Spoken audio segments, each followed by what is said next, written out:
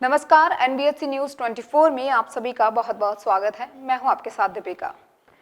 Corona महामारी जहां एक ओर इतनी बढ़ रही है, वहीं इस दौर में डॉक्टर्स हमारे लिए भगवान स्वरूप है। और जाहिर सी बात है, इस महामारी को लेकर जहां हम इतने घबराए हुए हैं, उसी बीच हम आपको आज मिलवाने वाले हैं कुछ ऐसे डॉक्टरों से जिनकी बातें सुनकर आप चिंता मुक्त होंगे और साथ ही राहत की सांस लेंगे। आज हम बात कर रहे हैं खेतान हॉस्पिटल की, जहां की व्यवस्थाओं को हमने देखा, जाना और समझा कि किस तरह से यह हॉस्पिटल कोविड पेशेंट के लिए कितना तैयार है।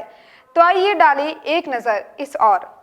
जैसे कि हम सबको पता है कि पिछली बार जो लॉकडाउन लगाया गया था सरकार के द्वारा और जो अब लॉकडाउन लगाया गया है, उसके मुकाबले मरीजों की संख्या काफ़ी बढ़ोतरी हुई है काफ़ी, इसीलिए ये लॉकडाउन का जो पूरा फेज़ है वो वापस से हम लोगों के सामने आया है। तो उसको देखते हुए आपके अस्पताल में क्या व्यवस्थाएं हैं, क्या रूटीन चेकअप और क्या कुछ है, उसके बारे में बताइए। देखिए, जो रूटीन चेकअप हम डेली बेसिस पे कर रहे हैं, पेशेंट जो हमारे पास आ रहे हैं, खेतान हॉस्पिटल इस पर्टिकुलर जयपुर एरिया के अंदर काफ़ी पुराना हॉस्पिटल है। ये 1996 से इस्टेब्लिश हॉस्पिटल है।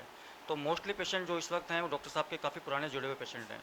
तो बेसिकली जो हमारे पास क्लाइंटेज आती है वो काफ़ी टाइम से जुड़ी हुई वाली क्लाइंटेज आती है। न्यू क्लाइंटेज की हम बात नहीं करते हैं। और इस लॉकडाउन के अंदर जहाँ तक हमने अभी पिछले एक डेढ़ महीने पेशेंट देखे हैं, वो लोकल ही ज़्यादा देखे हैं, क्योंकि पेरीफेरी के पेशेंट यहाँ तक आ नहीं पाए हैं। जैसे कि कन्वेंस नहीं चल पा रहा है, इस तरीका नहीं चल पा रहा है। तो ऐसी स्थिति में उन पेशेंट्स के लिए हमने टेलीफोनिक व्यवस्था कर रखी है कि पूरे जितने पेशेंट्स हैं दे कॉल मी, वो अपनी समस्या मुझे बताते हैं। आई डिस्कस विद सर कि आपके ये पेशेंट चल रहे हैं, और वाकई सर जिसके ट्रीटमेंट कर रहे होते हैं काफ़ी पुराना, तो ही रिमेंबर एवरीथिंग की, क्योंकि सब कुछ उनको स्टार्टिंग से मालूम है। तो उनका टैबलेट मेडिसिन वगैरह जो भी होता है वो हम प्रिस्क्राइब करके उनको वहाँ भेजते हैं। अवेलेबिलिटी उनको फिर वहाँ उस टाइम करनी होती है, क्योंकि यहाँ से वहाँ पहुँचा पाना या उनका यहाँ पे आ पाना बड़ा पॉसिबल नहीं हो पाता है। दूसरी लहर में जो सरकार द्वारा लॉकडाउन पहले नहीं लगाया गया था, अभी जो लॉकडाउन लगाया गया है उसके पहले जो मरीज आ रहे थे और अब जो मरीज आ रहे हैं उनके बीच में क्या डिफरेंस है? देखो, पहले जो डिफरेंस और अब के में डिफरेंस कर अपन करते हैं चीज़ के बारे में। पहले हर दूसरा पेशेंट एक लगभग कोविड की चपेट में, सिम्टम्स जैसे अपन बोलते हैं चीज़ के बारे में, क्योंकि जब तक कोविड की रिपोर्ट करा के वो चीज़ पॉजिटिव नहीं आ जाए तब तक उस चीज़ को अपन क्लियरफाई नहीं कर सकते हैं चीज़ के बारे में। लेकिन अब जो लहर लाने के बाद जो सरकार ने लॉकडाउन का अपना डिसीजन लिया था इस चीज़ के बारे में, अब ये है कम से कम कि एक तो पेशेंट कम हो गए हैं। पहले दिन भर में ओपीडी 60-70 की हो जाती थी, दिन के अंदर तो 3-4 बजे तक की। अब वही ओपीडी 20-25 की रह गई है। पहले जो 60-70 की ओपीडी हुआ करती थी उसके अंदर हर दूसरा मरीज कोविड की चपेट में आने की तरह सिम्टम्स दिखाई देते थे। मगर अब ये है कि 3-4 पेशेंटों में एक पेशेंट ऐसा होता है इसको सिम्टम्स निकलते आते हैं। उस टाइम जो पेशेंट आ रहे थे उसके अंदर से भी मतलब 40-50% पेशेंट ऐसे थे जो वास्तव के अंदर उस स्थिति में पहुंच गए थे कि जहाँ पे उनको एडमिट करते ही ऑक्सीजन लेवल की जरूरत पड़ सकती थी। लेकिन अभी जो पेशेंट आ रहे हैं इस वक्त के अंदर वो बहुत ही सेटल पेशेंट हैं, रिकवर्ड पेशेंट है, इन द सेंस कि मतलब उनका ट्रीटमेंट घर से ही आराम से हो जाता है। रिकवरी रेट मतलब बढ़ रही है? डेफिनेटली मैम, इसमें कोई डाउट वाली बात नहीं है। अगर यही आप मेरे अभी एक हफ्ते पहले इस चीज़ के लिए आप हॉस्पिटल के अंदर आते तो शायद जो आप आज देख रहे हैं इससे कहीं गुना चीज़ आपको दिख रही होती। एक रूम, एक वार्ड, नीचे ओपीडी, एवरीथिंग, सब जगह आपको पेशेंट ही पेशेंट नजर आते हैं इस चीज़ के। कहा जा सकता है कि सरकार द्वारा जो लॉकडाउन लगाया गया है उसका असर देखने को मिल रहा है, वाकई 100%, देखने को मिल रहा है। 100%, इसमें कोई डाउट वाली बात नहीं है।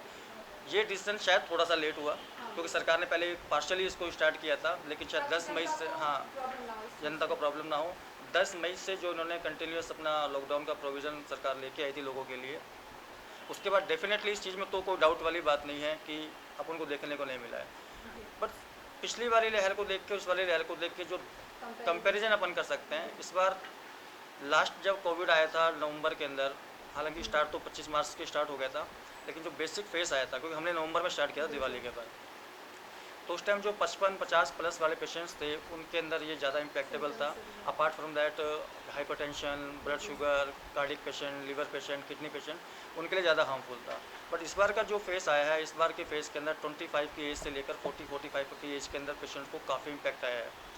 और रिकवरी रेट की बात करें तो जब लास्ट टाइम अपने पास कोविड आया था तो जो 50 प्लस की एज वाले थे वो आराम से रिकवर हुए थे, मतलब 5-6 दिन के ट्रीटमेंट के अंदर वे आराम से रिकवर होकर अपने घर जा पा रहे थे।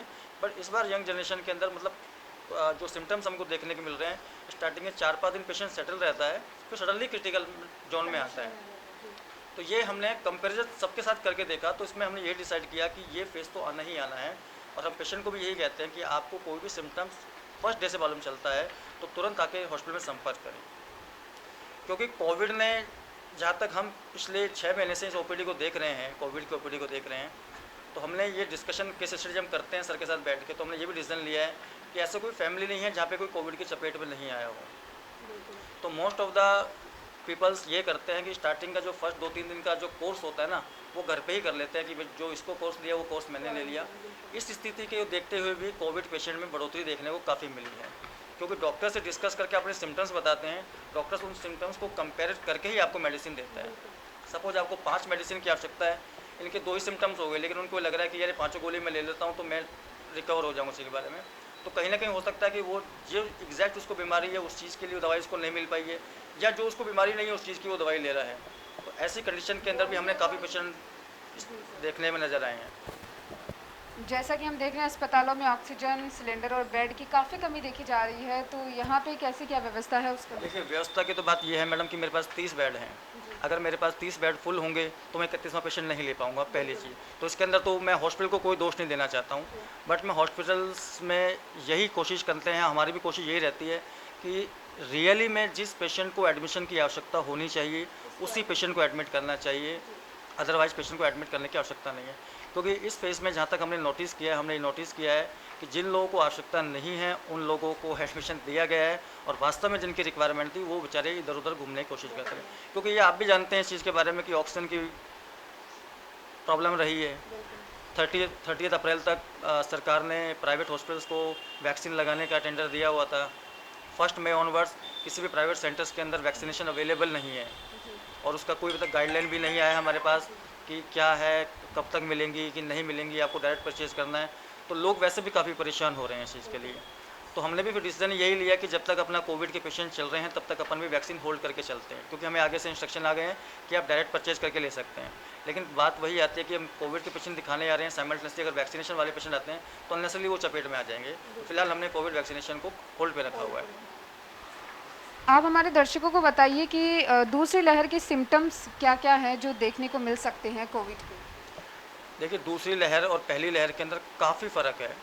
पहली वाली लहर के अंदर जो आपको सिम्टम्स मैंने पहले बताया कि 50 से ऊपर वाली एज के अंदर इम्पैक्टेबल था, जिनको कि शुगर की बीमारी, हाइपरटेंशन, ब्लड प्रेशर, इस तरह की चीज़ें काफ़ी हो रही थी, तो उनको इम्पैक्ट जल्दी मालूम चल रहा था, क्योंकि फीवर, खांसी, जुकाम, गला खराब, खराश, वीकनेस, लूज मोशन, ये सब चीज़ देखी थी। इस बार का थोड़ा सा टिपिकल है, थोड़ा सा टिपिकल में अपन इस चीज़ को बोल सकते हैं। कुछ पेशेंट तो ऐसे हैं जिनको 5-7 दिन तक तो सिम्टम्स का पता ही नहीं चलता है, क्योंकि उनको कुछ सिम्टम्स ही नहीं है। और कुछ पेशेंट ऐसे हैं कि जिनको फर्स्ट डे से सिम्टम्स हैं, लेकिन वो 5-7 दिन बाद भी ऐसे रिएक्ट करते हैं कि जैसे उनको कोई प्रॉब्लम नहीं है। सपोज कि जिस प्रकार से अभी आप मेरे सामने बैठे हैं, वो कोई सिम्टम नहीं है, मैं आपका सैचुरेशन लेवल चेक कर रहा हूँ, वो 90-92 के आसपास आ रहा है, 94 मिनिमम वैल्यू होती है इसकी, लेकिन फिर भी आप एकदम तंदुरुस्त बैठे कि नहीं मुझे कोई फील नहीं हो रहा है चीज़ के बारे में। तो ऐसी लापरवाही भी हमने काफ़ी देखी है। बाकी जो सिम्टम्स रहे, सिम्टम्स में कोई बदलाव नहीं है, सिम्टम्स वही हैं, खांसी, जुकाम, सिर दर्द, weakness, body pain, loose motion, diarrhoea, dehydration, ये काफ़ी चीज़ें हैं जो इन सिम्टम्स को दर्शाती हैं। इनमें से कोई भी सिम्टम्स अगर आपको दिखता है डे 1 पे, कभी भी दिखता है चीज़ के बारे में, तो तुरंत डॉक्टर की सलाह लें। ग्रामीण क्षेत्रों में देखने को मिल रहा है कि कोरोना काफ़ी ज़्यादा विकराल रूप अब धारण कर रहा है, धीरे धीरे वहाँ पर पहुँच रहा है, तो वहाँ पर लोगों के लिए क्या वो प्राथमिक उपचार, कौन से प्राथमिक उपचार वो कर सकते हैं अपने घर पे ही रह के, ताकि इतना ज़्यादा वो कोरोना की चपेट में ना आए? देखिए, कोरोना का जो लाइन ऑफ ट्रीटमेंट किसी भी पेशेंट को दिया जाता है, चाहे वो ओपीडी पेशेंट हो चाहे आईपीडी पेशेंट हो, इसका लाइन ऑफ ट्रीटमेंट सेम रहता है, बट डिपेंड करता है कि उस पर्टिकुलर टाइम के अंदर आपके सिम्टम्स कौन कौन से होते हैं। किसी को 5 सिम्टम्स होते हैं तो 5 सिम्टम्स के अकॉर्डिंग टैबलेट जाएगी, किसी को 4 होते हैं, 3 होते हैं तो उसके अकॉर्डिंग टैबलेट जाती है। पर पेरिफेरीज के अंदर ये मानना गया है कि इसकी फैसिलिटीज़ के नाम पे चीज़ें बहुत कम हैं, और उनसे यही अपील करेंगे कि जहाँ भी आपको लगता है इस पेशेंट को, तो उसको टाइमली हायर सेंटर की तरफ रेफ़र करें, क्योंकि हमने 2-4 पेशेंटों में देखा है इस चीज़ के बारे में कि बहुत क्रिटिकल स्थिति होने के बाद पेशेंट वहाँ तक पहुँचता है, और हॉस्पिटल की मजबूरी हो जाती है कि उस टाइम उस पेशेंट को ले नहीं पाता है, क्योंकि दे नो वेरी वेल कि फैसिलिटी वैसे अवेलेबल नहीं है, और उस पेशेंट को लेके उनकी सरदर्दी को अपनी सरदर्दी पे डालना। हालांकि डॉक्टर की कभी स्कीम वो नहीं होती है कि पेशेंट को लेके उसका इलाज ना करें, लेकिन ये कुछ मजबूरियाँ होती है जो अगर पेरिफेरी से प्रॉपर सपोर्ट मिलता है तो डेफिनेटली आम जन को एक अच्छा उपचार और सही समय पर उपचार मिलने को देखने को मिल सकता है। चलिए, आपका बहुत बहुत शुक्रिया दर्शकों को इतना सब कुछ बताने के लिए, सिम्टम्स और कैसे इलाज किया जा सकता है, और इसके जो भी सिम्टम्स है अगर कुछ भी दिखते हैं तो जल्दी से जल्दी डॉक्टर को संपर्क करें। तो देखा आपने, यहाँ के मैनेजमेंट और डॉक्टर खेतान ने हमसे खुलकर यहाँ की व्यवस्थाओं और कोरोना महामारी से हम कैसे अपना बचाव कर सकते हैं उसके बारे में हमें बताया। अगर आपको किसी अस्पताल को लेकर कोई समस्या आ रही हो तो हमें संपर्क करें, हम बनेंगे आपकी आवाज। फिलहाल इतना ही। अन्य खबरों के लिए देखते रहिए NBSC न्यूज़ 24। नमस्कार।